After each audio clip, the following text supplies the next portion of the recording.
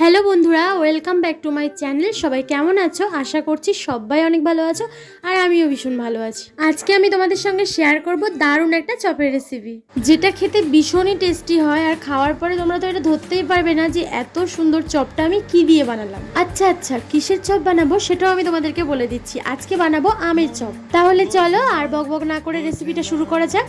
প্রথমেই আমি একটা ভাজা মশলা বানিয়ে নিচ্ছি, আর এই ভাজা মশলাটার জন্যেই কিন্তু চপটার টেস্ট অনেকটাই বেড়ে যায়।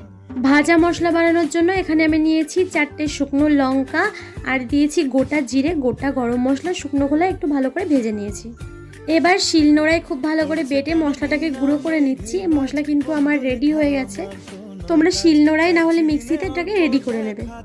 আর যে কোনো চপেই তোমরা কিন্তু এই মশলাটা দিতে পারো, খেতে কিন্তু অনেক বেশি ভালো হবে। এখানে আমি দুটো আম নিয়েছি, আমের খোসাটা ছাড়িয়ে নিয়েছি। আর এগুলো কিন্তু কাঁচা মেঠে আম, আমি কাঁচা মেঠে আমের চপ বানাবো আজকে। দুটো আমি খোসাটা ছাড়িয়ে নিয়েছি, আর আমটাকে গ্রেটারের সাহায্যে গ্রেট করে নিচ্ছি। দুটো আমার গ্রেট করা হয়ে গেছে। এবার চলো রেসিপি শুরু করা যাক। এখন কড়াই বসিয়ে কড়াইয়ের মধ্যে দিয়ে দিয়েছি সর্ষের তেল। তেলটাকে খুব ভালো করে গরম করে নেব। এবার দিয়ে দিলাম একটা মাঝারি সাইজের পেঁয়াজ কুচি, দুটো কাঁচা লঙ্কা কুচি, আর দিয়েছি রসুন বাটা। এবারে নেড়ে চেড়ে পেঁয়াজটাকে একটু ভালো করে ভেজে নিতে হবে। দেখতেই পাচ্ছ পেঁয়াজের কালারটা একটু চেঞ্জ হয়ে এসছে। এই সময় আমি দিয়ে দিয়েছি 1 চামচ আদা বাটা। আমি দুটো বড় সাইজের আলুকে সেদ্ধ করে ম্যাশ করে রেখে দিয়েছিলাম। এখন সেই আলুর ম্যাশটাকে আমি দিয়ে দিয়েছি এর মধ্যে, দিয়ে খুব ভালো করে মিশিয়ে নেব।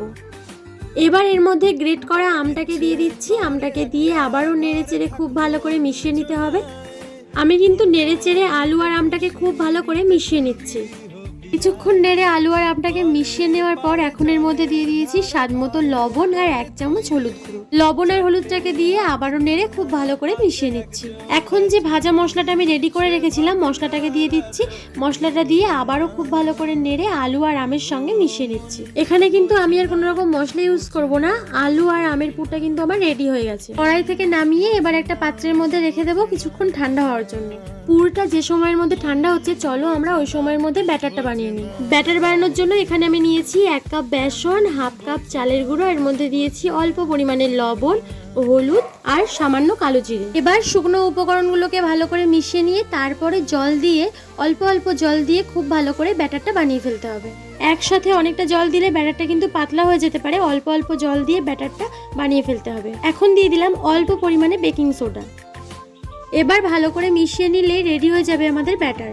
এদিকে পুরটা ঠান্ডা হয়ে গেছে। এবার হাতের মধ্যে নিয়ে গোল করে চেপে এরকম একটা শেপ দিয়ে নেব, চপের শেপ দিয়ে নেব। দেখতেই পাচ্ছ আমি এখানে চপের শেপ দিয়ে নিয়েছি, তোমরাও এইভাবে চপের শেপ দিয়ে নেবে। আর আমি কিন্তু সবগুলো রেডি করে নিয়েছি। এবার কড়াইয়ে তেল দিয়ে তেলটাকে খুব ভালো করে গরম করে নিয়েছি। তেল গরম হয়ে গেলে আমের পুরটাকে এবারে ব্যাটারে ডুবিয়ে তেলের মধ্যে দিয়ে দেবো। সবগুলোকে আমি একই রকমভাবে তেলের মধ্যে দিয়ে দিচ্ছি। প্রথমবারে এখানে আমি 5টা চপ দিয়ে খুব ভালো করে ভেজে নিচ্ছি। আর একটু ডুবো তেলে ভাজবে, তাহলে খেতে কিন্তু বেশি সুস্বাদু হয়। আর দেখতে পাচ্ছ চপগুলো দেখতে কত সুন্দর লাগছে। আর এইভাবেই কিন্তু সব চপগুলোকে আমি ভেজে নেব। চপগুলো কিন্তু অনেক বেশি মুচমুচে হয়েছিল আর অনেক বেশি টেস্টি হয়েছিল। তোমরা একবার হলেও অবশ্যই বাড়িতে বানিও। তোমরা বাড়িতে এইভাবে যদি আমের চপ বানাও, তাহলে তোমরা নিজেরাই আমার কমেন্টে এসে বলবে যে দিদি সত্যি অনেক সুন্দর হয়েছিল, খেতে কিন্তু সত্যি ভীষণ ভালো হয়েছিল।